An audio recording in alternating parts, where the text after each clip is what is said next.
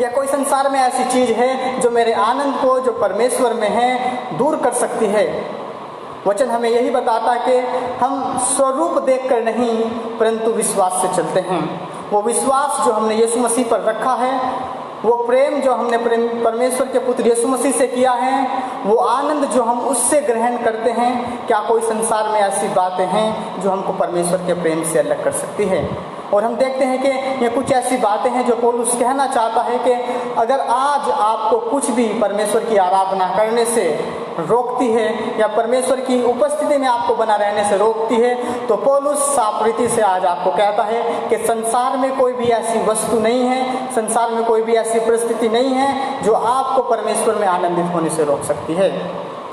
क्योंकि हम परमेश्वर में विश्वास करते हैं, क्योंकि हम उस परमेश्वर में विश्वास करते हैं जिसने हमको विजय दी है। और कुछ बातों को हम देखेंगे कि हम आनंदित इसलिए होते हैं क्योंकि हम आनंदित होने के लिए बुलाए गए हैं।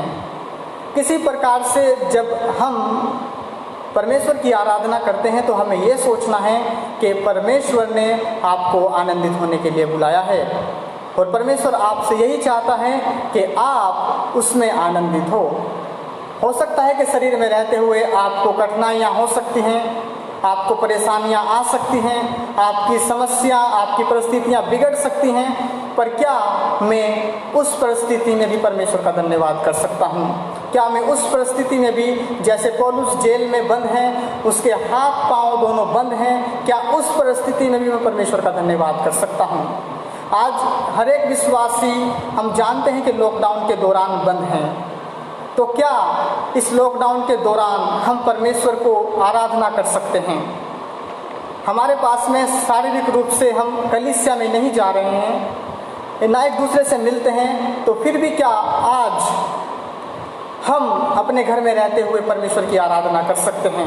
या फिर कुछ ऐसी चीज़ है जो हमको परमेश्वर की आराधना करने से रोकती है?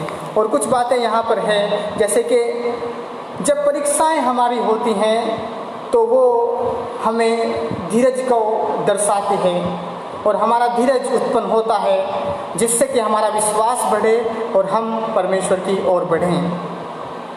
क्या कारण होता है कि पीड़ाएं हमारे जीवन में आती हैं? जब पीड़ाएं आती हैं तो वचन कहता है कि इसको आनंद की बात समझो, क्योंकि पीड़ाओं के द्वारा कुछ ऐसी बातें हमारे और परमेश्वर के बीच में होती हैं जो बिना सताव या बिना पीड़ा के नहीं हो सकती।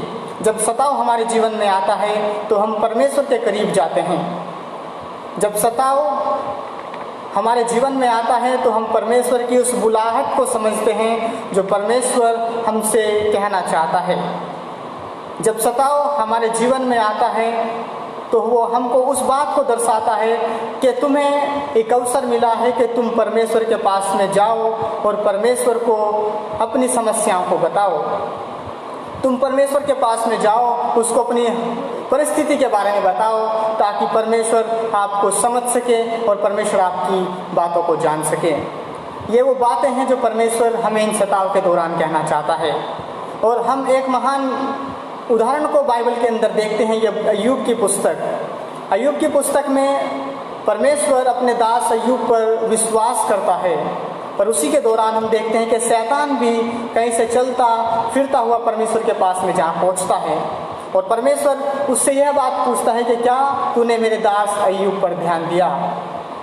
तो शैतान परमेश्वर से कहता है कि तूने उसके चारों ओर अपनी सुरक्षा का बाड़ा बांधा है और वह तुझसे इसलिए डरता है क्योंकि तूने उस पर आशीष दिया है, अपना हाथ उस पर बढ़ाया है।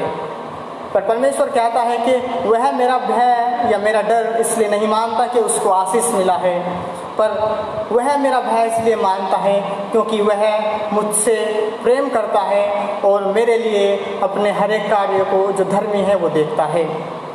उस कहानी में हम देखते हैं कि परमेश्वर अपने लोगों की ओर अपनी सुरक्षा का बाड़ा बांधता है और वो सुरक्षा का बाड़ा सिर्फ इसी बात को प्रदर्शित करता है कि मैं परमेश्वर के द्वारा सुरक्षित हूँ। परमेश्वर मेरा सुरक्षा, मेरा कवच है। समस्याओं के दौरान मैं परमेश्वर के पास में जा सकता हूँ।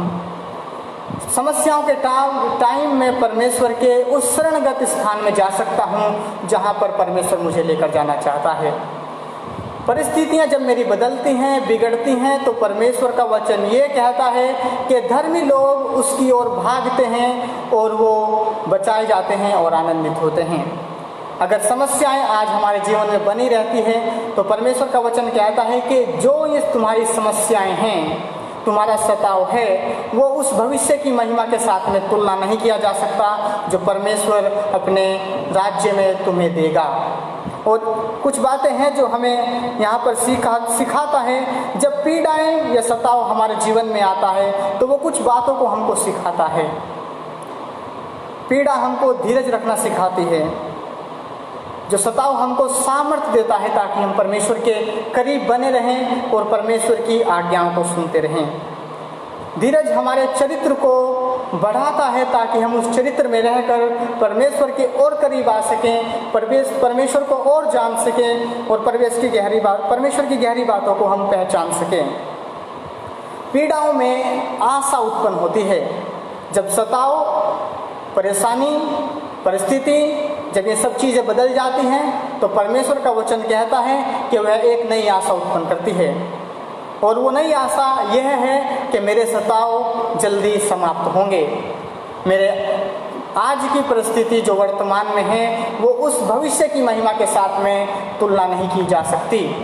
और इसीलिए एक मसीह व्यक्ति जब सताव में होकर जाता है तो वचन कहता है कि तुम आनंदित हो, क्योंकि वह तुम्हारे लिए बड़ी आनंद की बात है।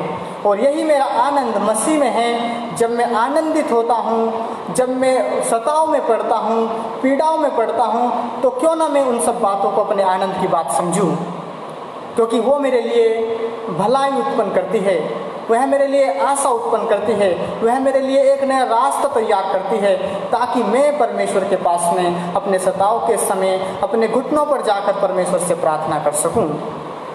और हम देखते हैं कि सताव में हम उन बातों पर विश्वास करते हैं जो बातें हम नहीं देख सकते हैं, जो बातें हम बिना सताव के नहीं देख सकते हैं। परमेश्वर उन बातों को सताव के दौरान हमको दिखाना चाहता है ताकि हम उस पर विश्वास कर सकें कि परमेश्वर है और उसके द्वारा हम ऐसी अद्भुत बातों को देखते हैं जिनको होना असंभव है, जिनको हम अपने जीवन में नहीं देख सकते हैं। क्योंकि यीशु मसीह हमारे लिए हर प्रकार से मार्ग को तैयार करता है। और हम देखते हैं कि परमेश्वर हमारे अंदर धीरज उत्पन्न करता है, क्योंकि जब सताव या समस्या या परेशानी हमारे जीवन में होता है तो परमेश्वर उसको सहने की क्षमता हमारे अंदर देता है ताकि हम उस बात को सह सकें और उस बात को परमेश्वर के प्रति धन्यवादी हो सकें। और हम देखते हैं कि क्या हमारा विश्वास जो मसीह में है या हमारा आनंद जो परमेश्वर मसीह में है वह बढ़ता है या फिर आज भी वो सताव के कारण टूट जाता है। क्योंकि वचन में सिर्फ हमें यह सीखने को मिलता है कि सताव जब आपके जीवन में आए तो आप बड़े आनंद की बात समझो। मैं आपको यही कहना चाहता हूँ कि सताव जब आता है या परिस्थिति बदलती है तो वह एक नई चीज़ को उत्पन्न करती है। और वह नई चीज़ उत्पन्न इसलिए करती है क्योंकि उसके लिए कुछ चुकाया गया है। सताव में हम अपने आप को शारीरिक रूप से देते हैं ताकि हम तोड़े जाएं, जोखिम खाएं, उस परिस्थिति से होकर गुजरे जो परमेश्वर ने हमारे लिए रखा है। यीशु मसीह ने इस प्रकार से एक बार कहा कि अगर एक दाना भूमि में गिरकर ना मरे तो वह फल को नहीं ला सकता। और यीशु मसीह का कहने का मतलब यही है कि एक व्यक्ति को ऐसे सताव से होकर जाना जरूरी है ताकि वो फल को ला सके। और मैं आपसे ये कहना चाहता हूँ कि क्या सच में यीशु मसीह के लिए ये ज़रूरी था कि वह क्रूस पर अपने आप को त्याग दे या क्रूस पर अपनी जान को दे?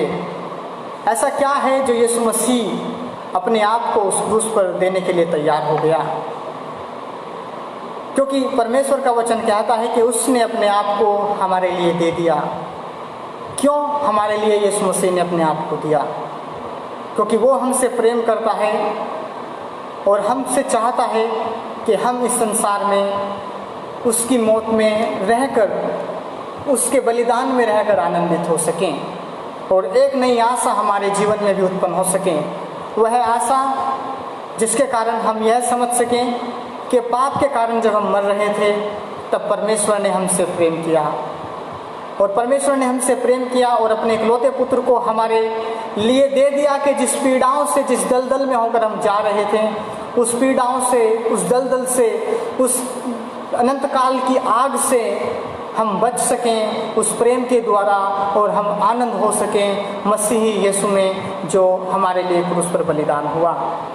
और ये बलिदान तुम्हारे या मेरे लिए नहीं, ये बलिदान हर एक उस व्यक्ति के लिए है जो यीशु मसीह पर विश्वास करता है।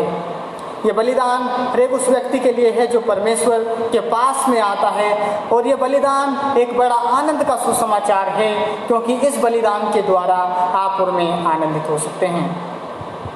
क्योंकि आनंदित होना परमेश्वर के वचन के अनुसार हमें ये सिखाता है कि अब तुम आनंदित हो, क्योंकि तुम्हारे पाप जो बहुत थे वो ढाँप दिए गए, और जो आपके स्मरण के लिए थे अब वो नहीं रहे।